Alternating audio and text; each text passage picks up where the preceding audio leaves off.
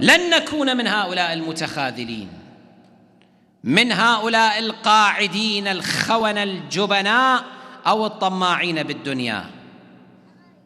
لن نقبل أن نكون من هذا الصنف الرخيص البائس الحقير الذي وصفه أمير المؤمنين عليه السلام بأنه تضافر على ظلم الزهراء.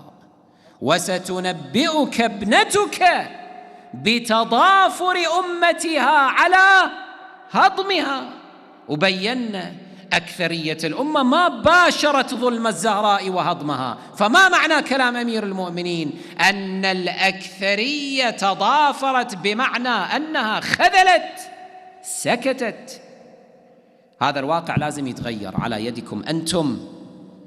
التاريخ الشيعي يتغير الآن، نحن في مخاض. ولذلك نعيد القول: كل صوت من كائن من كان إذا أراد أن يرجعنا إلى الوراء ولا يسهم في هذه العملية التغييرية التطهيرية التي تعيدنا إلى الزهراء، فهو صوت مدان وصوت خائن وصوت لا بد أن يعزل.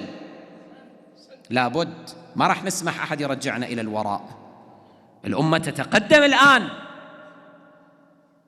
أفواج من المتشيعين يتشيعون ببركة الجهر بالبراءة وذكر الحقائق.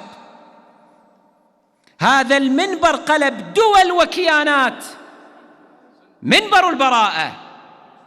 ما راح نسمح لأحد أن يرجعنا إلى الوراء خوفاً أو جبناً أو مراعاة للعلاقات المريضة البائسة التي تركضون وراءها.